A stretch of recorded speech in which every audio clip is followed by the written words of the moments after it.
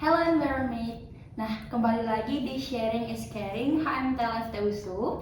Di sini aku Fauzia Hairunisa dari G10 dan kita akan menjelajahi dunia teknik lingkungan nih bareng-bareng teman-teman. Oke. Nah, hari ini kita akan membahas banyak hal tentang kehidupan sebagai mahasiswa teknik lingkungan. Nah, setelah beberapa waktu lalu juga teman-teman udah pada sharing terkait keluh kesah dan juga pertanyaan-pertanyaan. Nah, sekarang saatnya kita bahas satu persatu. Mari kita mulai. Tapi sebelum itu, aku bakal mengenalin dua kakak abang kita di sini yang akan berbicara tentang pengalaman mereka selama menjadi mahasiswa teknik lingkungan. Ada Bang Angga dan juga Kak Mian. Halo. Halo. Nah, teman-teman tahu nggak, Bang Angga dan Kak Mian ini udah punya berbagai pengalaman loh selama menjadi mahasiswa teknik lingkungan.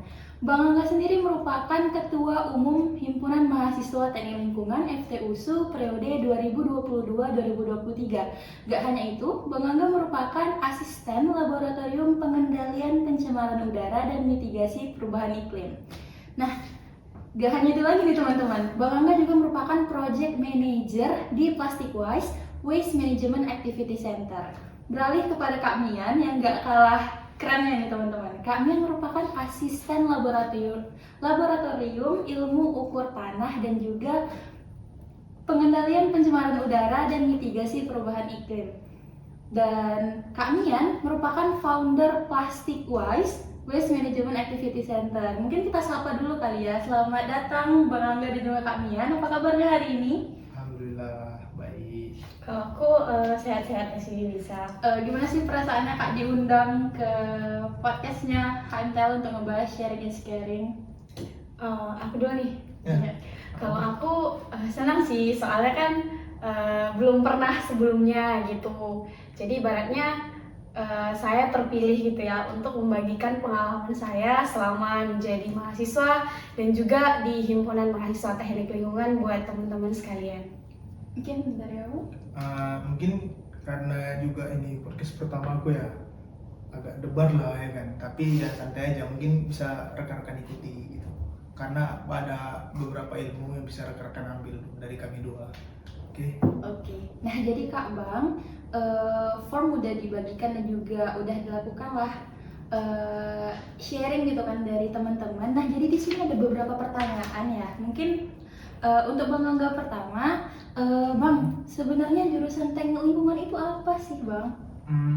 Jurusan teknik lingkungan ya, berbicara tentang teknik, otomatis yang pertama kita ketahui kan teknik itu tentang rekayasa permodelan ya kan, dan tentang teknik lingkungan. Nah, sebelum masuk ke teknik lingkungan, dulu nama teknik lingkungan ini kalau misalnya kawan-kawan tahu itu tentang teknik penyehatan, tentang teknik penyehatan lingkungan gitu. Nah, mungkin lebih misalnya bisa teman-teman mengerti, teknik lingkungan ini sederhananya tentang rekayasa, gimana caranya upaya penyembuhan sama pencegahan untuk lingkungan kita tersebut. Nah, lingkungan itu ada di udara contohnya, air, sama tanah atau kesehatan lingkungan kita sekitar kita gitu. Nah, gitulah mungkin kalau dari abang untuk sederhananya ya, biar kayak lebih bisa dimengerti gitu sama teman-teman, kayak rekayasa untuk upaya pencegahan sama penyehatan lah untuk lingkungan gitu. Oke. Nah dari Kak Mian sendiri, Kak, tips memantapkan hati kalau kami itu ada di jurusan yang benar gimana sih Kak? Mungkin teman-teman nih masih pada antara di kanan atau di kiri nih Kak hatinya. Salah ya kan? Oke, jadi ini mungkin case-nya merasa tidak cocok ya berada di jurusan teknik lingkungan. Jadi berdasarkan pengalaman aku, mungkin itu terjadi di antara semester 1 sama semester 2. Karena kebetulan di semester 3 itu kita udah lebih mendalami lah ya. Jadi case ini juga saya alami dulu ya. Saya merasa tidak cocok istilahnya di dalam jurusan ini. Sebenarnya tips memantapkan diri itu cuma satu gitu. Kalau dari segi kakak ya. Dulu itu saya cari tuh kira-kira apa sih yang saya sukai di sini gitu. Jadi kenapa saya harus masuk di sini? Itu bisa dijawab sama apa yang kita cari tahu tadi, apa yang kita sukai di sini. Ibaratnya kan sudah banyak nih kan, mungkin share-share pengalaman dari orang-orang lain mungkin, dari teman-teman kita mungkin, atau mungkin bisa jadi jurusan ini ditawarkan oleh mentor kita gitu ya. Jadi kalau saya dulu, saya mencari suatu hal yang saya sukai, dan kebetulan dulu itu saya itu suka yang namanya orang pakai baju lab gitu ya, pakai baju lab putih gitu kan, artinya kita ikut serta dalam laboratorium gitu kan ya, karena saya merasa orang yang pakai baju lab itu kayak udah engineer banget gitu ya, apalagi kayak ada topi proyek misalnya ya. Terus kayak kerja di lab, yang mana kita kan nggak jauh dari lab ya, kita masih banyak-banyak lab di jurusan teknik lingkungan ini. Kalau aku sih ya mantapkan diri itu tinggal enjoy aja prosesnya gitu, cari hal yang memang benar-benar kamu sukai di sana gitu, mantapkan dirimu, ibaratnya jalani aja gitu, karena nanti bakalan menemukan inti gitu, kenapa saya harus tetap bertahan di sini gitu sih Kak. Berbicara soal mencari tahu apa aja yang ada di teknik lingkungan, Kak. Nah, apa aja ya Kak lab dan juga tugas besar yang ada di teknik lingkungan, dan itu mempelajari tentang apa aja gitu? Kalau untuk lab dan tugas besar itu, kalau untuk labnya kita ada laboratorium lingkungan air, juga ada laboratorium pencemaran udara tadi, yang mana kami berdua ini bersama Bang Angga kan jadi asisten ya. Terus ada laboratorium limbah buangan padat, dan juga ada laboratorium ilmu ukur tanah. Jadi mungkin saya jelaskan ya, kalau dari laboratorium air mungkin kita akan mempelajari tentang air ya, kita akan berbicara mengenai kualitas dan juga bagaimana kita untuk tindakan kuratif dan preventif gitu apabila ada terjadi pencemaran terhadap si air gitu ya. Mungkin umumnya begitulah gitu sedikit banyak. Kalau untuk di udara sendiri, kita akan mempelajari bagaimana cara kita untuk mengendalikan atau memantau bagaimana kondisi udara gitu. Jadi di sana kan otomatis kita akan kita akan menggunakan alat-alat yang berkaitan dengan penelitian di udara, artinya untuk mengambil sampel di udara, ada impinger, HVAS, dan juga ada untuk kebisingan. Bahkan kita akan melakukan pengambilan sampel misalnya dengan impinger, kita nanti akan melakukan kalibrasi. Kita punya alat di lab pencemaran udara gitu. Kalau untuk ilmu ukur tanah, sebenarnya ilmu ukur tanah itu ada juga kayak dominan ke tugas besar sih, tapi kan masih dinamai laboratorium ilmu ukur tanah. Nanti di sana kita akan memakai alat-alat yang condong ke engineering gitu ya, kayak misalnya water pass, kita ada theodolit, ada untuk banyak sih alat-alat yang kita pakai, karena modulnya juga ada kurang lebih ada 5. Ada untuk water pass, ada theodolit, ada site plan, ada GPS, dan satu lagi kalau nggak salah kontur ya, di kontur. Mungkin itu sih kalau dari laboratorium. Untuk tugas besar sendiri ada menggambar teknik, yang mana menggambar teknik itu kan basic ya dari awal. Itu di semester 2. Jadi menggambar teknik itu yang mana kita akan mempelajari software, dan pada saat masa saya dulu itu masih ada yang pakai manual ya, menggambar manual. Jadi kalau untuk di menggambar teknik ini kurang lebih sama kayak dasar-dasar di sipil juga, makanya kita dibilang jadi sipil basah ya kalau teknik lingkungan. Jadi lab ilmu ukur tanah tadi Kak jelasin ya, cuman lebih ke mungkin persentasenya untuk tugas besar ada juga gitu. Terus ada namanya SPAB, ada PBPAB juga. Jadi ini SPAB ini adalah sistem penyaluran air buangan. Nah, di awal itu kan sistem penyaluran air buangan ini kita akan dilanjut ke perencanaan bangunannya gitu. Yang mana kan di sini nanti kita akan pelajari tentang air limbah gitu ya. Bagaimana cara penyalurannya, dan di PBAB itu nanti kita akan membicarakan tentang bagaimana rencana bangunan yang kita buat supaya si air ini tidak mengkontaminasi lingkungan setelah kita buang. Yang mana kan sumbernya beragam, ada industri, ada mungkin laundry ya, karena lebih banyak di sini laundry kan, ada rumah sakit, dan juga mungkin ada rumah-rumah penduduk gitu ya. Terus ada persampahan. Nah, di tugas besar persampahan ini yang mana kalau teknik lingkungan nggak jauh ya, yang namanya dari persampahan. Di sini itu nanti dia kayak kajian timbulan, mungkin lebih ke timbulan, dan juga kita akan output dari tugas besar ini, kita akan merencanakan bagaimanakah tempat pembuangan air yang tepat, atau bagaimana alur proses pengelolaan sampah, baik bagaimana daur ulangnya atau konsep-konsep pengolahan yang terkandung di dalamnya gitu kurang lebih. Dan juga ada TPAM yang akan dilanjut dengan PBPAM. Kurang lebih TPAM ini mempelajari tentang air minum ya. Jadi di sana kita akan mempelajari bagaimana teknologi distribusi air minum untuk memenuhi kebutuhan dari suatu lokasi atau wilayah. Nah, selanjutnya itu dilanjut PBPAM itu yang mana masuk ke sana itu kita akan mempelajari dan juga merencanakan bangunan supaya air minum ini dari baku dari sungai dapat dikonsumsi oleh lingkungan atau suatu wilayah atau boleh kita bilang masyarakat lah gitu, dan sudah memenuhi baku mutu. Begitulah untuk PBPAM. Dan juga yang terakhir mungkin ada ini ya, saya mau bilang juga PBPAB itu dulunya terbagi menjadi dua ya, ada terpusat, ada juga dengan setempat gitu. Jadi itu akan dibagi berdasarkan ruang lingkupnya gitu ya, dan juga pengelolaan limbahnya gitu. Tapi sekarang dia udah disatuin jadi satu tugas besar yang mana tetap namanya perencanaan bangunan untuk air limbah dan juga air buangan sih lebihnya. Itu sih dari aku. Oh, ternyata banyak ya lab sama tubes yang ada di teknik lingkungan. Nah, banyak kalau sekali. dari Bang Angga sendiri nih Bang, tadi kan udah dijabarin tuh lab sama tubes yang ada di teknik lingkungan.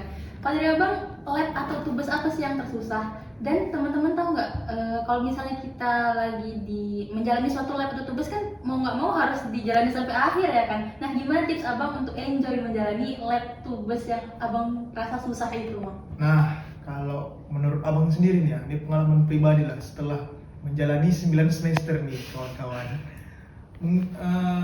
Mungkin yang pertama kali ya yang tersirat pas maba itu gamtek mungkin kawan-kawan. Karena pas kita mahasiswa baru itu menjalani tugas besar menggambar teknik itu udah kayak susah kali itu guys.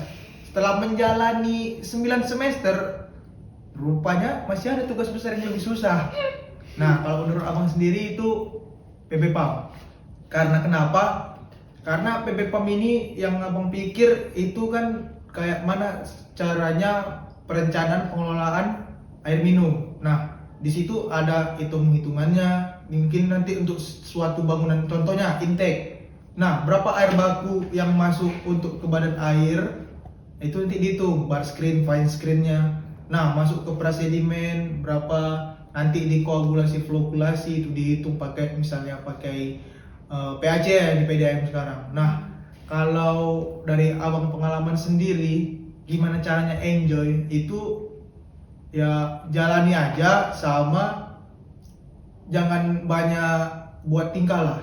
Karena dengan membuat, kalau misalnya melawan dengan asisten kan otomatis kan gitu ada asisten kita. Nah, apa yang dibilang asisten itu kan ya untuk tugas itu kita sendiri sama untuk kita sendiri gitu. Otomatis kan asisten udah menjalani duluan dan kita baru masuk gitu ke dalam tugas tersebut. Nah, makanya ikuti aja alurnya sama kerjakan aja gitu. Karena semua kan berlalu gitu.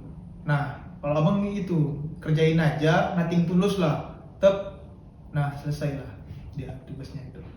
Kak Min juga setuju PBPAM yang paling susah menurut kakak? Kalau dari aku PBPAM susah sih ya, cuman di awal tuh gamte juga cukup susah kalau menurut aku ya. Ibaratnya ini kan saya baru lulus SMA gitu kan, tiba-tiba udah disuruh ngerjain pakai software gitu ya. Dulu tuh waktu aku asistensi kan mana laptop aku dulu masih spek rendah lah gitu. Jadi kalau misalnya cerita susah sih sebenarnya bukan susah ya, mungkin karena fasilitas kita juga dulu belum mendukung.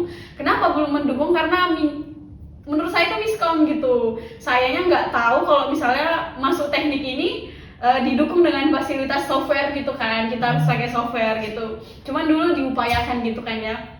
Sebenarnya susahnya karena kita sendiri kurang explore gitu ya. Kita nggak mau belajar karena kita waktu dulu SMA ya apa-apa disuapin sama guru ya kan. Setelah masuk ke kelas mahasiswa yang mana nantinya kita harus mandiri gitu. Apapun yang kita pengen sudah ada sebenarnya di internet, di YouTube segala macam. Banyak media-media yang bisa kita buat untuk belajar. Dulu kan softwarenya itu namanya AutoCAD ya. Jadi AutoCAD ini ada beberapa seri nih. Dulu saya pakai yang paling rendah. Cuman karena saya nggak explore ini, saya tuh kayak aduh ini kayak mana sih ini bisa lulus gak ini gitu. Nah ternyata setelah dijalanin gitu ya, pas yang kata Bang Angga tadi, kerjain aja dulu, nggak usah ngeluh gitu, kerjain aja. Nanti nggak usah istilahnya kayak jangan bersungut-sungut, yang penting kita kerjain aja gitu. Ternyata emang lulus ya, kebetulan nilai saya juga cukup memuaskan saya kira ya.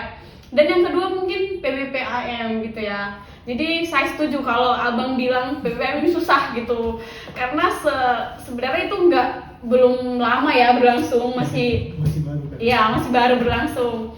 PPPM ini menurut saya susahnya di bagian ininya sih, menentukan bangunan yang paling efektif ini gitu kan. Jadi di situ ada beberapa jenis ya bang ya bangunannya gitu. Ada misalnya kayak intake gitu kan. Kalian pilih intake jenis apa gitu. Dan kita nggak boleh cuman bilang gitu kan. Namanya juga asisten pasti profesional. Dia harus mengulik nih. Dia tahu nggak sebenarnya kalau ini bisa dipakai gitu. Dan kita juga harus menentukan si intake ini sesuai nggak sama jenis apa flokulasi sama koagulasi yang kita pakai gitu kan. Sekaligus perhitungannya. Dan kebetulan saya juga dulu sama asisten saya ya, sebenarnya asisten saya pintar juga ini, makanya saya juga harus banyak belajar gitu kan. Dulu kayak misalnya rumus yang kita pakai itu juga kita harus tahu dari mana gitu. Jadi sebenarnya syarat supaya kita bisa menjalani itu, yang pertama itu kita harus orang yang pengen explore gitu, jangan harus disuapin semuanya gitu. Kayak misalnya kan kita nggak jauh ya dari jurnal-jurnal, dari artikel-artikel gitu kan, yang mana ya ilmu kita itu kan akurat gitu, artinya bukan sesuatu yang bisa dipertimbangkan lah gitu, bukan. Kita harus ya 1 tambah 1 tetap sama dengan 2 gitu, cuman 2 ini juga nggak hanya 1 tambah 1 gitu ibaratnya. Kita harus tahu gitu rumus ini dari mana gitu. Pokoknya intinya sih harus banyak explore ya, terutama harus suka lah ini cari-cari jurnal, baca-baca jurnal gitu. Saya rasa itu bakalan sangat membantu untuk semua tugas besar kalau dari itu. Mungkin boleh dicatat ya buat yang semester 5, 3 atau Iya, betul. gitu. Buat wanti-wanti nih tugas PBPM. Maba kali ya maba kan, biar ya persiapan ya kan. Persiapan mental. Iya, nanti coba-coba dicari kayak mana cara cari jurnal internasional gitu kan ya, biar lebih gampang gitu alurnya di teknik lingkungan ini. Saya kan pasti lebih suka deh kalau misalnya udah ada tindakan sebelum nih ya, artinya kayak persiapan gitu sama adik-adik mungkin yang baru masuk. Oke. Nah, terkait kan kalau kita mahasiswa kan pasti tahu ukurannya mau lulus gitu kan, kita bakal jadi lulusan teknik lingkungan.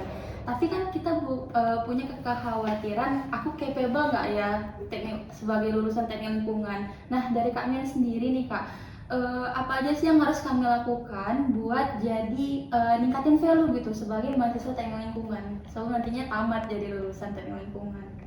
Oke, untuk meningkatkan value kita lah ya dibilangnya. Sebenarnya kalau untuk value kita itu masing-masing orang beda ya. Istilahnya kalau misalnya aku kalau udah bisa gini aku rasa value udah tinggi gitu. Cuman dari yang kakak jalani ya, value kita itu bukan hanya sekedar lulus dengan IP sekian dari teknik lingkungan gitu ya. Karena sebenarnya saingan kita bukan cuma dari teknik lingkungan, ada jurusan lain, bahkan yang paling dekat itu sipil gitu. Artinya beban tugas kita tuh bisa dikerjakan sama mereka, cuman kita harus membuat strategi supaya kita lebih gitu kan, punya nilai lebih. Jadi sebenarnya untuk mempunyai nilai lebih dari pengalaman aku itu kita harus memasuki organisasi lah ya. Ini kayaknya udah sering orang bilang, tapi berdasarkan aku dengan penilaianku pribadi, memasuki organisasi internal dan juga eksternal itu adalah cara paling mudah kita untuk menaikkan value. Karena kita itu nggak boleh hanya berkembang dari yang namanya akademis, tapi juga harus non-akademis. Artinya itu kan terbagi menjadi 2 ya, ada soft skill, ada hard skill. Hard skill itu bisa kita peroleh dari akademi, yang mana kita bisa masuk dari teknik. Hard skill kita mungkin memakai alat segala macam, mengoperasikan software dan segala macam. Soft skill ini adalah hal yang jarang ditemui atau kayak banyak gitu pekerja-pekerja dari luar sana yang mungkin HRD-nya tuh men-screening gitu orang-orang yang punya soft skill tertentu gitu. Karena kita tahu banyak nih yang pintar tapi dia nggak bisa mampu men-share kepintarannya, komunikasinya nggak bisa, dan juga dia cara membagi informasi nggak bisa, kerja sama tim nggak bisa. Ada loh deh orang pintar tapi dia nggak bisa kerja sama, yang mana dia udah pintarnya untuk dia sendiri gitu ya. Dan aku lihat itu jadi salah satu tantangan. Kalau misalnya kita pintar, kita harus punya soft skill yang mendukung. Artinya, misalnya kita pintar nih, kita mau jadi guru, gitu. Kan nggak cukup hanya pintar, kita harus bisa membagikan pengetahuan kita kepada murid. yang mana kapasitas murid ini berbeda dengan kita, gitu kan. Jadi kurang lebih kita harus membuat merangkai mata pelajaran itu lebih gampang diterima sama mereka gitu ya. Dan hal itu bisa kita temukan di namanya organisasi. Di sana kita akan dilatih bagaimana kita berkolaborasi, artinya cara kita bekerja sama dengan orang lain. Kita akan diajari di sana bagaimana kita memecahkan suatu masalah dengan beragam orang-orang yang ada dalam anggota tim itu gitu. Kita kan nggak sama nih pikiran kita sama pikiran si A, B, C. Dengan lingkup organisasi ini kita bisa memperoleh nih kira-kira bagaimana sih memecahkan suatu masalah, menentukan keputusan dengan syarat teman-teman kita semua setuju atas keputusan itu. Yang mana kalau misalnya mereka setuju atas keputusan itu, apabila ada resiko semuanya terima dan semuanya akan menyelesaikan itu gitu ya. Kalau dari yang namanya organisasi, soft skill kita terasa banget dari sana. Yang kedua, diri kita yang explore. Kayak mana Mama bilang tadi, diri kita yang explore. Kayak ini ya, kita nggak bisa nyuruh informasi itu datang ke kita dengan sendirinya gitu ya. Ini beda sama gosip-gosip. Bisa aja kalau gosip kan tetangga udah datang gitu ya, oh si Anus gini-gini. Enggak, beda. Untuk informasi yang punya capability yang bagus, artinya yang kayak punya nilai yang bagus, kita harus mencari informasi itu yang datang. Artinya sebagai mahasiswa teknik lingkungan, artinya kita harus mencari informasi-informasi yang relevan dengan kita untuk mengembangkan diri kita sebagai teknik lingkungan. Artinya kita harus tahu isu-isu lingkungan yang terjadi saat ini tuh apa gitu ya. Terus kira-kira banyak loh sekarang media-media yang bisa kita gunakan untuk belajar. Bahkan TikTok. Tiap hari kan kita mungkin menghabiskan 2-3 jam untuk scrolling di TikTok ya. Padahal di TikTok itu juga banyak gitu. Misalnya kita searching nih langsung tips-tips untuk jadi orang yang lebih produktif. Banyak itu, banyak sekali. Bahkan mereka akan mengasih namanya kayak rekomendasi aplikasi yang bisa kita pakai gitu ya. Dan saya bisa jamin orang yang explore itu capability-nya, value-nya akan lebih tinggi daripada teman-teman yang lain. Gitu. Baru yang ketiga mungkin aku cuma punya 3 tips ya, tapi saya rasa kalau teman-teman bisa menerapkan ini, saya rasa nilai plusnya udah lebih lah dari teman-temannya yang tidak melakukannya. Yang ketiga ini adalah mengenali diri sendiri. Mungkin teman-teman udah baca dari buku, tengok dari YouTube, mengenali diri sendiri itu ternyata begitu penting gitu ya. Dalam kasus-kasus akhir-akhir ini mungkin yang kita hadapi sebagai generasi Z ya, mungkin ya generasi Z gitu kan. Kadang kalau misalnya kita lihat nih teman kita ini masuk ke jurusan ini, dia masuk ke komunitas ini, kita langsung kayak ngikut gitu. Motivasi mengikut itu tidak boleh sebenarnya. Motivasi orang yang ngikut-ngikut itu tidak boleh karena kita melakukan sesuatu itu supaya hasilnya maksimal. Kita harus tahu kalau misalnya itu ternyata kita suka gitu melakukannya. Kalau misalnya kita suka nih, misalnya kita suka untuk membersihkan rumah gitu kan.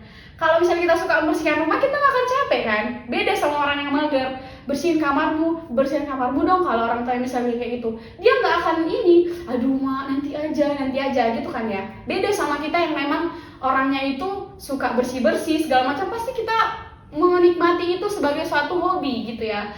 Artinya setelah mengenali personal kita suka di mana nih, kita mau diperlakukan orang kayak mana, kita mau memperlakukan orang kayak mana, kita mau tinggal di lingkungan yang kayak mana, itu bakalan membantu kita untuk meningkatkan value kita gitu. Sama ini mungkin satu lagi ya, yang menambahi yang tadi yang kita explore. Kalau misalnya kita explore, saya mungkin tambahin sedikit ya, sering-seringlah kamu mengikuti yang namanya pelatihan, bukan sekedar seminar biasa. Ya, artinya pelatihan ini kan beda ya, ada training ya, ada 3 hari 4 hari. Kalau kamu sering-sering mengikuti pelatihan, bakalan punya portofolio yang bagus satu. Yang kedua itu sertifikasinya mungkin bakalan dipertimbangkan dari teman-teman yang tidak mengikuti. Gitu sih dari aku. Kalau dari Bang Angga sendiri Sedikit menambah ya, tadi mungkin udah dibilang sama Kak Mian banyak tentang gimana meningkatkan value sebagai seorang engineer lingkungan gitu. Nah, memang kemarin kan ada interview itu tuh kan. Nah, dari ketiga alumni aja jujur bilang yang paling penting dalam dunia pekerjaan nanti untuk meningkatkan value selain hard skill itu soft skill. Karena soft skill ini memang remeh sama kita, remeh kan tentang gimana caranya berbicara, speaking di depan orang lain. Dulu abang sama kalian mungkin belum berani nih ngomong kayak gini, karena bisa kan karena terbiasa. Udah sering gitu ya Bang? Iya, udah sering ya ngomong sama orang, gimana cara berinteraksi sama orang. Nah, kan cara meningkatkan value kita ini kan salah satu wadahnya ada di HMTL gitu, kawan-kawan. Mungkin ada bukan HMTL aja. Kalau misalnya betul tadi yang dibilang Kak Mian ya, kalau misalnya teman-teman nggak minat masuk HMTL, ya udah kan ada organisasi lain. Ada tuh plastic waste juga. Nah, itu tentang gimana caranya mengolah sampah plastik menjadi bahan bakar. Nah, pasti baru dengar atau udah? Nah, kalau belum nanti bisa. Nah, dengan soft skill itu memang harus seimbang juga dengan hard skill, kawan-kawan semua. Karena kalau misalnya soft skill pun tinggi, hard skill nggak ada, sama aja. Nggak tahu apa yang mau dibicarakan. Nah, kalau misalnya hard skill ada, soft skill nggak ada, orang yang mau kita apa kan bingung. Contoh, ada suatu proyek, ya kan? Kita jago nih buat proyek, tapi kita nggak tahu nih apa yang mau kita paparkan sama orang lain. Jadi orang-orang lain pun nggak ngerti apa yang kita mau bicarakan gitu. Iya, sebenarnya rencana kita itu apa? Iya, gitu rencana ya? kita itu apa? Nah, yang kita sampai pun jadinya nggak maksimal. Padahal kita udah mempersiapkan proyek ini sematang mungkin. Nah, itulah gunanya soft skill itu untuk meningkatkan value gitu. Sama juga hard skill mungkin dari kalau misalnya basic engineer ya, sertifikasi AutoCAD. Nah, itu bisa, atau sertifikasi lainnya yang bisa menunjang dari value kita sebagai engineer gitu. Karena kurang lebihnya seperti itulah. Oke. Nah, jadi tadi ada yang aku tangkap nih soal komunikasi. Gimana komunikasi ini bisa ngebentuk suatu relasi? Soalnya ada pertanyaan yang cukup menarik nih. Mungkin boleh dijawab sama kakak atau abang. Gimana sih Kak Bang caranya biar deket sama dosen? Mungkin boleh dijawab. Mungkin Bang Angga boleh jawab dulu. Cara mendekati dosen ya? Iya ini. Caranya itu yang pertama, mulailah suatu hubungan itu dengan yang baik. Karena dengan memulai dengan baik, otomatis dosen pun bisa merespon kita dengan baik gitu. Nah, kalau misalnya untuk memulai suatu hubungan dengan yang jelek, otomatis kita di mata dosen pun ini nggak bagusnya. Nah, hal-hal sepele pun seperti kalau misalnya masuk kelas terlambat, nah kan udah dicap sebagai kayak dia aja udah terlambat. Nah, udah dipandang kayak walaupun kecil memang sama dosen itu, tapi kayak udah kayak mengurangi kepercayaan dosen lah gitu. Nah, untuk dekatnya pun jangan sekali silaturahmi terus ya udah apa mau kita datang kita ke dosen tersebut. Nah, nanti kalau udah apa yang kita inginkan udah selesai, ya udah sampai situ aja. Bukan gitu. Kita teruslah kayak misalnya secara berkesinambungan gitu, terus menerus dekat, bonding agar ikatan silaturahmi itu kayak terasa gitu. Kayak mana caranya memulai hubungan tersebut gitu. Nah, mungkin gitu aja dari abang, karena abang juga untuk cara mendekati dosen karena memang pengen bersilaturahmi gitu. Karena dosen pun kan ibaratnya dulu pas kita SMA kan guru, otomatis kan dosen tersebut kayak ya udah kayak ayah lah, ayah atau ibu bagi kita, kayak penasehat atau misalnya yang menasihati kita kalau misalnya salah, kalau misalnya ini gitu. Nah gitu aja, memulailah hubungan sesuatu yang baik dan jangan kayak mencari celah atau memanfaatkan dosen tersebut lah gitu. Karena kita mengenalnya kan dengan ya pengen bersilaturahmi gitu dengan dosen. Nah gitu aja sih. Kalau dari abang, mungkin dari sini ada. Kalau mungkin dari aku kurang lebih udah dibilang sama Bangga. Yang pertama tuh etika gitu ya, attitude. Jadi kalau nggak beretitude mungkin dikenal gitu antara sebenarnya kalau orang yang lebih nggak beretitude lebih dikenal nggak sih? Iya. Iya, kalau ada attitude-nya kan lebih dikenal kan. Cuman kalau dariku memang satu itu attitude kita ya. Sebagai mahasiswa yang masih butuh diberikan ilmu, ya kita kan ibaratnya kita meminta gitu ya. Kita meminta untuk diajari. Berarti kita harus menjadi pribadi yang pengen diajari gitu ya, yang punya rasa pengen tahu untuk belajar gitu ya. Sebagai mahasiswa yang punya rasa pengen tahu untuk belajar, otomatis dia di kelas pun akan aktif gitu ya. Jadi mahasiswa yang aktif itu biasanya dinotis dosen. Cuman aku ada tips nih, jangan sekedar aktif, kita juga aktif dalam artian bertanyalah atas sesuatu yang kamu memang nggak tahu. Jangan jatuh lebih ke ngetes gitu ya, karena balik lagi attitude tadi gitu ya. Kadang kita punya informasi yang kita tahu, dosen kita nggak tahu gitu, oke? Ada yang dosen yang tahu, kita nggak tahu, tapi kan dosen mengajari ya. Balik lagi yang tadi kita harus memosisikan diri kita sebagai mahasiswa yang pengen belajar. Otomatis si dosen nanti bakalan tertarik gitu. Oh, anak ini bisa diajak nih kerjasama. Anak ini kayaknya punya potensi ke sini gitu. Karena sebagai tenaga mengajar, mereka pasti tahu gitu karakter seseorang gitu ya. Karena ada gitu ya kemampuan seseorang yang mengajari itu, dia tahu karakter seseorang itu bagaimana gitu. Baru masuk lagi kita harus bisa menyesuaikan diri. Artinya menyesuaikan diri, misalnya kita pengen dekat nih sama dosen si A. Artinya kita harus tahu kayak mana sih dosen si A biar merasa nyaman dengan kehadiran saya. Begitu dia gitu kan. Mungkin selanjutnya mengikuti rekrutmen untuk asisten lah gitu ya. Biasanya kan kalau di asisten kita punya yang namanya kepala laboratorium. Yang mana kalau kita jadi asisten artinya kita punya pengetahuan lah, artinya kita punya ilmu atau kita punya kemampuan sebagai asisten untuk menyalurkan ilmu kita sama adik-adik yang lain gitu ya. Kalau misalnya udah jadi asisten pasti mungkin lebih enak lah menjalin komunikasi dengan si dosen tersebut gitu kalau dari aku sih. Oke. Nah, berbicara tadi soal masuk organisasi juga tadi kan. Nah, itu kan ada mention HMTL. Nah, mungkin kita tanya kepada ketua umumnya langsung nih. Bang, sebenarnya HMTL itu apa sih? Terus juga divisinya apa aja? Benefitnya, terus syarat-syaratnya apa ya buat masuk HMTL?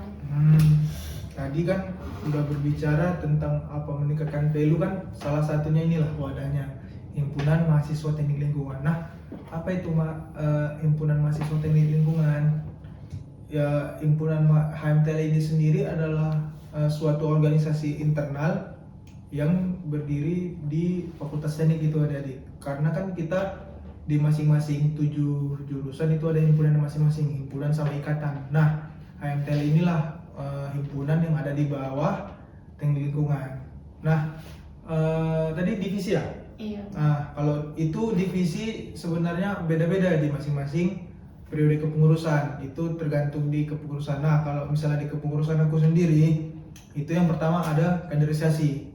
Nah, kaderisasi ini adalah divisi yang untuk mengkader istilahnya, mengkader mahasiswa-mahasiswa baru agar tahu gitu seperti apa teknik lingkungan yang pertama. Sama otomatis kayak ini kan transisi dari siswa ke mahasiswa, tentang gimana etika ke dosen, etika ke senior, etika ke tenaga pendidik yang ada di fakultas teknik, itu kan ada gitu etikanya. Nah, gimana caranya di bawah divisi kaderisasi ini untuk caranya mengkader gitu, mengkader mahasiswa baru tersebut menjadi kadernya HMTL.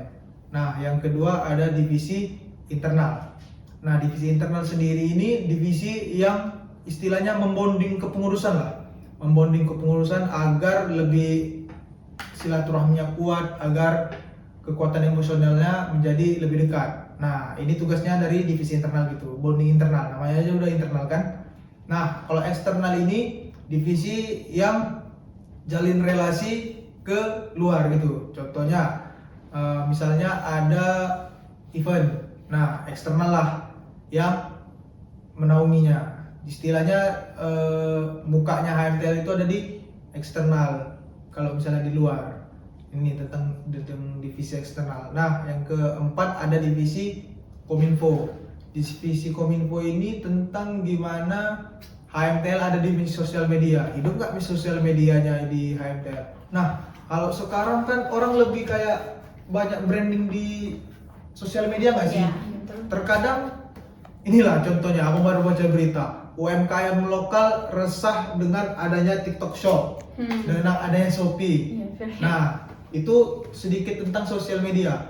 Betapa pentingnya strategi sosial media untuk dari himpunan tersebut. Nah, itulah tugas dari Kominfo, branding di sosial media. Mungkin sosial medianya ada IG, ada YouTube, ada LinkedIn, sama grupnya mungkin lain lah, sama WhatsApp ada.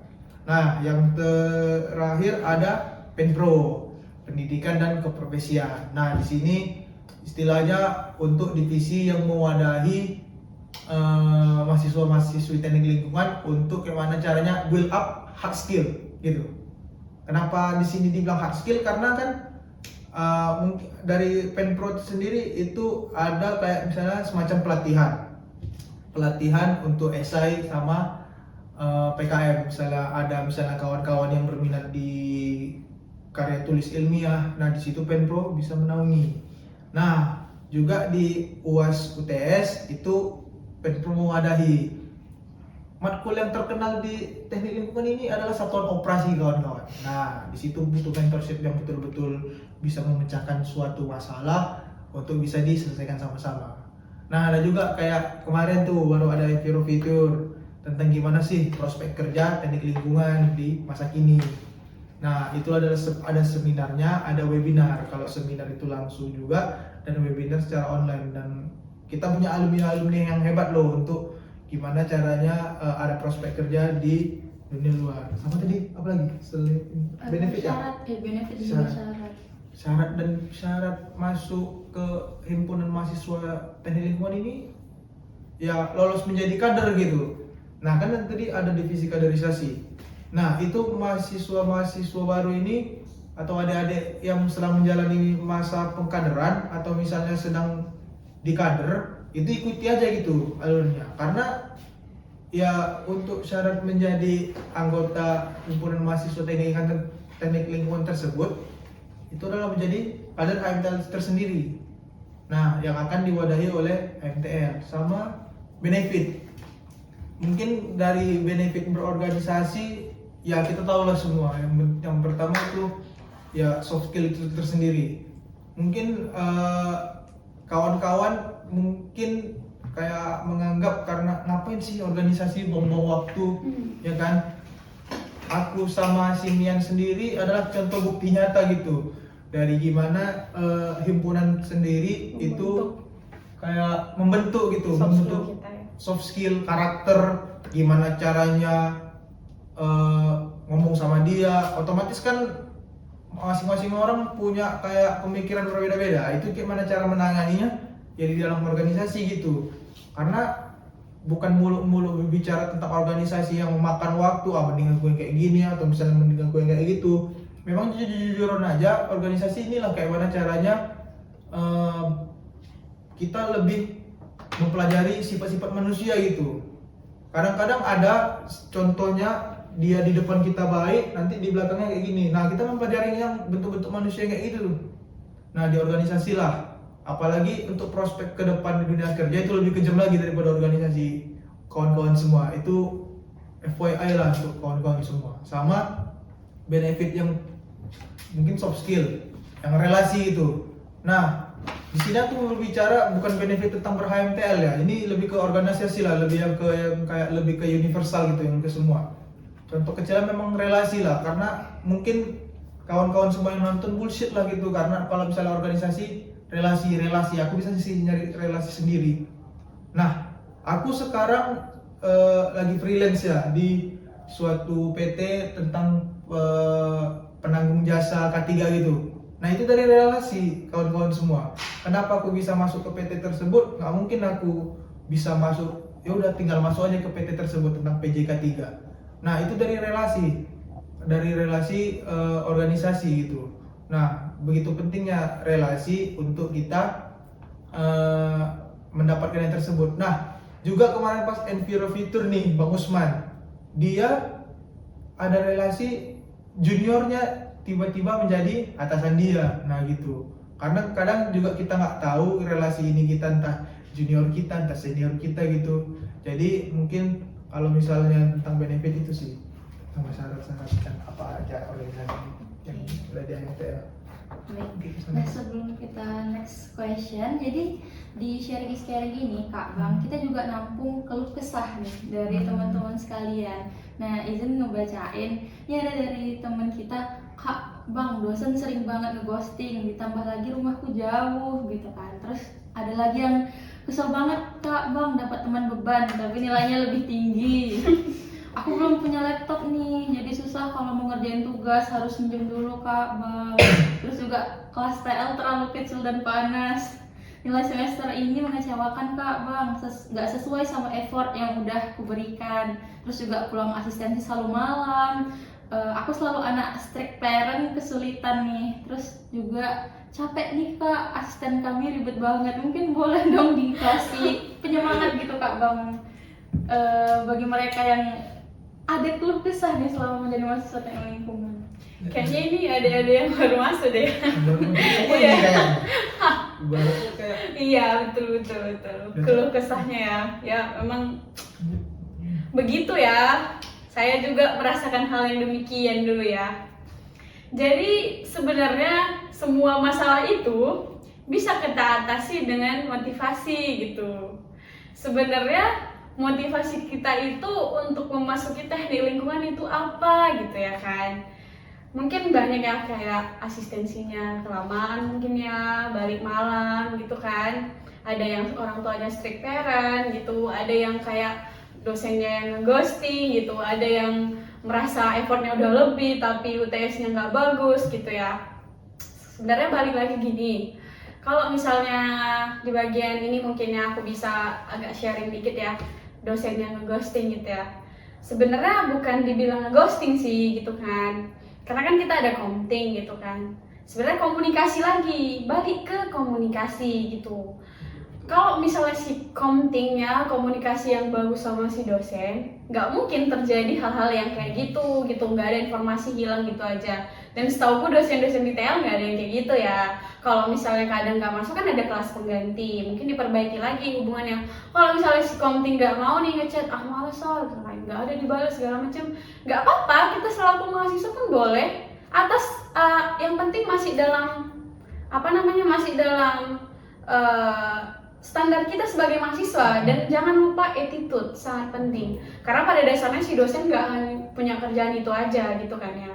Yang pulang malam pada saat asistensi mungkin sering kita alami ya, saya juga dulu mengalami hal yang demikian. Di awal sih memang ngeluh, tapi ternyata akhirnya kayak ya udahlah, kalau nggak malam nggak asistensi gitu. Ya asistensi ini kan kita sama asisten ya, sedangkan asisten kita kan seorang mahasiswa gitu, yang mana kakak abang kita pasti punya mereka pasti punya kesibukan yang lain, kuliah yang lain. Asisten itu kan sebagai media supaya kita lebih memahami mata kuliah atau apa yang kita sedang kerjakan itu sebagai tugas besar gitu ya. Balik lagi tetap komunikasi gitu kan. Kalau misalnya pada hari itu kamu benar-benar gak bisa ikut asistensi, saya kira it's okay kalau misalnya komunikasi sama asisten. Dan asisten itu kan bukan dosen gitu ya, istilahnya asisten itu kita bilang sebagai kakak atau abang kita. Kasih tahu aja, Bang Kak, boleh nggak kita asistensinya lebih awal? Atau mungkin boleh kakak periksa dulu laporan saya mau pulang lebih dulu. Saya rasa itu nggak akan menjadi satu masalah ya. Kebetulan lagi ada yang strict parent ya. Mungkin yang strict parent ini mungkin agak berhubungan ya sama kalau asisnya kemalaman, yang disalahin malah si asistennya. Kadang-kadang ada orang tua, kalian sebenarnya pelajarin apa sih sampai malam begini? Emangnya ada anak kuliah yang pulang kayak gini? Yang harus pandai menjelaskan itu adalah si praktikan atau adik itu gitu. Beliau yang menjadi mahasiswa yang mengalami asistensi kelamaan balik gitu. Komunikasi itu sangat penting ya, karena dulu juga saya pernah sempat disuruh ngumpulin baju gitu, suruh tinggal di kampus aja, karena saya balik dulu jam 9 baru berangkat dari kampus. Kebetulan saya dulu di tempat abang saya jauh, kurang lebih 45 menit lah dari sini gitu kan. Tapi saya jelasin, Bang Kak, saya memang asistensi, dan yang namanya asistensi kan kita minta tolong nih sama si kakak buat aku lebih paham gitu kan. Ya saya jelaskan, saya meminta bantuan kakak saya, sedangkan dia juga mahasiswa gitu, dan saya jelaskan ini output yang saya kerjakan hari ini gitu. Dengan output kita pasti lebih membuat orang tua kita yakin gitu kalau misalnya kita mengerjakan. Karena memang banyak sih, waktu zaman saya dulu ada yang bilang asistensi padahal dia memang main keluar sama adik-adiknya, sama kawan-kawannya gitu kan. Jadi esensinya sebagai asisnya sebagai praktikan yang melaksanakan tugas besar, mungkin dia memanfaatkan kondisi yang seperti itu untuk bisa keluar dari rumah segala macam, dan hal itu saya rasa nggak boleh dilakukan gitu kan ya, karena itu akan merugikan dirinya sendiri dan asistennya. Di sini juga pernah kejadian yang kemarin itu kayak ada orang tua yang keberatan dan dia datang gitu kan, dan itu kan jadi melebar ya masalahnya, makin luas gitu, dan itu pasti akan menurunkan nilai sebagai jurusan teknik lingkungan di sini gitu kan. Jadi mungkin takutnya dosen juga jadi nggak percaya gitu sama asistennya gitu ya. Tapi puji Tuhan udah mulai diperbaiki sistemnya gitu ya. Sekarang udah berdasarkan kesepakatan antara si praktikan dengan si asisten gitu. Jadi nggak ada lagi yang namanya, dan setahu saya nggak ada yang namanya suka-suka asisten ya sejauh ini. Semuanya itu dilakukan berdasarkan kesepakatan bersama gitu. Baru mungkin yang tadi yang effortnya nggak sesuai tapi nilainya rendah gitu ya. Penilaian itu bukan cuma satu aja deh gitu. Mungkin kita bisa bilang nilai UASmu itu atau ujian tengah semester itu bagus gitu ya. Cuman ada yang namanya kamu rajin nggak masuk kuliah gitu kan, kamu aktif nggak di kelas gitu, mungkin bisa ditinjau balik gitu. Atau mungkin kamu merasa nih nilai aku udah bagus kok rendah ya setelah dapat final nilai gitu kan kita ada yang namanya transparansi nilai sama dosen ya. Aku juga udah pernah kayak gitu. Dosen di sini semua saya rasa transparansi ya, pasti dikasih tahu gitu. Dan mungkin ada ya kejadian salah gitu nginput nilai. Apalagi kita kan udah by system semua gitu. Udah nggak kayak manual lagi ditulis-tulis gitu ya, by system. Dan itu kalau misalnya si adik ini mahasiswa itu misalnya dia mengajukan transparansi nilai dengan bukti-bukti kalau tugasnya selesai, UTS-nya nilainya bagus, si dosen bakalan ngubah nilai kalau memang benar-benar yang dikomplainnya itu berdasarkan bukti gitu. Dosen nggak pernah akan mempermasalahkan itu, karena pada dasarnya kalau misalnya nilai mahasiswa tinggi kan nggak ada untung buat si dosen sebenarnya, tapi kan balik lagi performanya sebagai dosen gitu. Berarti kalau misalnya nilai bagus ya si dosen berarti bagus ngajar gitu kan. Kurang lebih gitu sih, harus komunikasi lah gitu, disampaikan, Pak ini nilai saya rendah tapi saya rasa saya mengumpul tugas dan segala macam. Apalagi di awal kuliah kan pasti kita ada kontrak perkuliahan gitu, ada persentase yang bisa kita mungkin ulik gitu ya, jadi nilai akhir kita gitu dia. Kalau dari aku bener ya Bang? Tadi tentang keluh kesah mahasiswa-mahasiswi teknik lingkungan. Iya. Tadi banyak sih keluh kesah dari mahasiswa-mahasiswi teknik lingkungan ya kan. Itu otomatis menjadi suatu masalah bagi mahasiswa tersebut. Dan semua masalah itu pasti ada solusinya. Gitu. Nah, yang tadi yang pertama dosen ngeghosting. Nah, betulan tadi dikatakan Simian itu tergantung dari komunikasinya. Karena nggak mungkin suatu dosen itu miss, nggak mungkin dosen itu tiba-tiba ghosting gitu. Pasti kadang ada kan suatu kayak misalnya yang lebih prioritas utama, mungkin ada yang lebih mendesak dari si dosen. Nah otomatis si dosen kabarin si namanya komting gitu, komting kelas. Nah otomatis udah dikabarin gitu. Nah yang di sini yang ada mungkin suatu masalah antara komunikasi si komting sama si dosen. Nah itu yang harus diperbaiki, karena nggak mungkin ada miss di jadwal kelas kalau misalnya komunikasi si komting ini sama si dosen itu bagus. Nah jangan juga menghubungi si dosen itu di pagi hari mau masuk agar nggak jadinya ghosting. Otomatis kan si dosen kan untuk jadwal besok itu kan udah ada gitu. Dia apakah memang dia jadwal masuk, ya udah memang dia jadwal masuk, makanya dia masuk kelas gitu. Nah mungkin kalau misalnya dia ada kayak keperluan yang mendesak, otomatis dia menghubungi. Kalau misalnya udah H-1 sebelum masuk itu untuk komting kelas ya, itu menghubunginya di hari sebelum masuk kelas tersebut. Nah tadi apa lagi? Enggak keluh kesah yang Nilai yang nggak sesuai. nilai yang nggak sesuai ya, strict parents itu kan memang masalah. Kalau misalnya memang tentang strict parents ya, yang kayak susah dikasih keluar. Nah itu kan juga komunikasi yang gimana penting. caranya bisa meluluhkan hati orang tua kita. Nah orang tua kita otomatis kita yang mengetahuinya gimana caranya melelehkan hati orang tua kita gitu. Nah nggak mungkin orang tua kita keras terhadap kita kalau misalnya kita nggak menjelaskan gitu apa yang kita alami, apa yang kita jalani di perkuliahan. Nah otomatis kan kalau misalnya adik-adik tahu itu beda siswa sama mahasiswa. Nah yang didapatkannya pun beda gitu. Nah mungkin kalau misalnya memang orang tua tersebut mengerti gimana dulu menjadi mahasiswa, otomatis orang tua yang aku pikir mungkin orang tuanya ini akan paham gimana Iya, anaknya paham. cara berkuliah gitu. Nah Apalagi di teknik ya, pasti ya, beda. apalagi kalau misalnya basis teknik, Pasti pasti orang tuanya ngerti gitu. Apalagi kan kalau misalnya orang tuanya teknik juga, Iya. pasti sama anaknya, ya udah kesana aja, apa itu proses bagimu gitu. Mungkin yang intinya sih solusinya komunikasinya diperbagus. Iya, komunikasi. Kalau misalnya memang orang tuanya berkuliahnya dulu nggak kayak gitu, ya dijelasin baik-baik gimana, pak gini. Nah agar ya orang tuanya pun tahu yang kau jalani itu gimana di kampus gitu. Nah masalah tadi nilai ya, aku udah effort belajar, tiba-tiba nilainya rendah.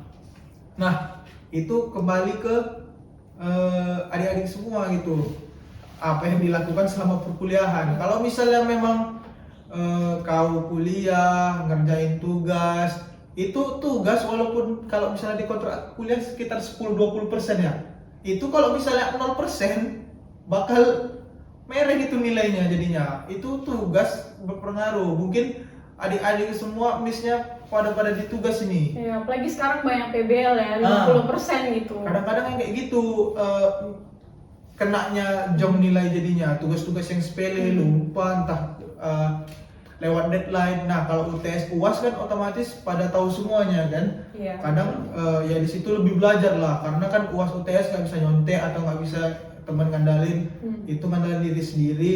Nah nggak mau munafik ya, memang belajar gitu. Kalau misalnya mau tinggi, kalau maunya nothing tulus ya udah nggak apa-apa. Ya Ya udah dapatkan aja hasilnya berapa aja. Nah jangan disalahkan dosennya dari nilai kita yang rendah gitu, karena dari kalian pun nggak ada belajar, ya gimana mau dapat nilai yang tinggi. Nah masalah kalau misalnya memang pun kawan-kawan udah belajar udah kayak gini tapi nilainya rendah, dosen kita transparansi kok, nggak ada yang namanya ditutupin. Kalau misalnya memang kok gini, ya udah dosennya, yang aku tahu pun dosen teknik lingkungan juga transparansi. Iya betul. Mengasihkan kayak spreadsheet nilainya, ini nilai kamu kenanya di sini. Nah mau kayak mana, mau kita bilang ya udah terima aja. Misalnya kan kalau misalnya kesalahan otomatis akan diperbaiki ke kemudian hari. Nah itulah orang-orang yang beruntung ya kan, hari besok tidak akan sama dengan hari yang kemarin. Nah itu Bisa jadi quotes itu. bisa, itu quotes yang udah Penting gitu. Sama ini mungkin tadi emang untuk strict parent ya. Iya, Strict parent itu masalah besar bagi anak teknik gitu kan. Ada satu tips dari aku juga. kasih tahu Kak. Jadi waktu aku dulu balik jam 10 gitu ya, jam 11 itu kan kebetulan di rumah abang nih ya. Jadi sebagai cewek kan pasti kita harus beres-beres rumah segala macam. Tapi udah dibebankan nih tugas ini sama si abang gara-gara aku nggak balik cepat gitu. Jadi aku saranin untuk anak teknik nggak usah sok paling capek lah di dunia gitu ya. Jadi kalau misalnya kamu capek dari rumah, dari kampus, ya tetap gitu. Tanggung jawab kamu sebagai anak itu apa di rumah gitu. Jangan kayak mama udah tahu aku capek dari kampus segala macam, pulang lama tapi disuruh, nggak boleh gitu ya. Kalau mau memang bener-bener orang tuanya yang strict parent jadi nggak strict parent ya harus kayak gitu. Ibaratnya kamu itu kan harusnya punya waktu 8 jam di rumah gitu, ternyata jadi tersisa 4 jam. Kamu harus maksimalkan si 4 jam ini supaya orang tuamu percaya gitu sama kamu. Bukan nanti 4 jam malah kamu abis dari kampus jadi pergi nongkrong gitu ya. Itu kan udah makin bikin orang tua stres, ini anak ngapain sih di kampus juga, tanya dia di kampus juga nongkrong sama kawan-kawan yang nggak betulan dikerjakan gitu kan ya. Kalau aku sebagai cewek mungkin ya, dulu balik lama-lama ke rumah itu biasanya aku di pagi hari tuh aku cepat bangun gitu. Jadi ibaratnya aku cepat bangun, aku kerjakan gitu kerjaan di rumah gitu kan. Jadi orang-orang masih tidur, kayak kakak abang masih tidur kan, aku beresin rumah, rapikan kamarku segala macam gitu kan. Kalau ada yang bisa kerjakan ya aku kerjakan gitu. Selama itu masih namanya tanggung jawab yang bisa kamu lakukan ya lakukan aja gitu. Jangan nyampe di rumah itu bentuk mukamu udah kacau balau gitu kan. Orang tua jadi kayak apa nih, Bali dari kampus ini gak ada semangat hidupnya gitu. Jadi kayak mana kamu berusaha biar orang tua itu percaya gitu kalau kamu itu memang menjalankan kewajiban kamu sebagai mahasiswa, tapi balik ke rumah itu tetap menjadi seorang anak gitu. Iya gitu kan. Jadi sih pasti malah nanti kalau apa kan, kalau misalnya kita ternyata kita balik capek nih kan, meskipun dia capek tetap ya dikerjakan kerjaan rumah. Baguslah kalau kayak gitu, berarti ada manfaat dia berkuliah gitu lah ya ibaratnya. Malah nanti malah ditambah gitu uang jajan segala macam kan bisa aja gitu ya. Yang penting kamu harus tangguh lah gitu secara fisik dan mental gitu sebagai anak teknik. Kalau dari aku kayak itu mungkin. Oke, mungkin nggak terasa udah banyak banget kita Iya, bincang-bincang ya kan Kak Bang. Dan semoga menjawab nih ya teman-teman dari pertanyaan dan juga keluh kesah tadi. Terima kasih banyak buat Bang Angga dan juga Kak Mian yang sudah bersedia buat sharing pengalamannya sebagai mahasiswa teknik lingkungan. Nah mungkin kepada environment semua gitu, jangan khawatir gitu terkait gimana sih aku ke depannya. Selagi kalian dengan niat yang baik, terus juga effort kalian memang sungguh-sungguh, percaya aja teman-teman itu bakal dimudahkan ke depannya gitu. Oke, mungkin cukup sekian sharing kita pada kali ini. Aku tutup. Assalamualaikum warahmatullahi wabarakatuh. Sampai jumpa semuanya. Sampai jumpa.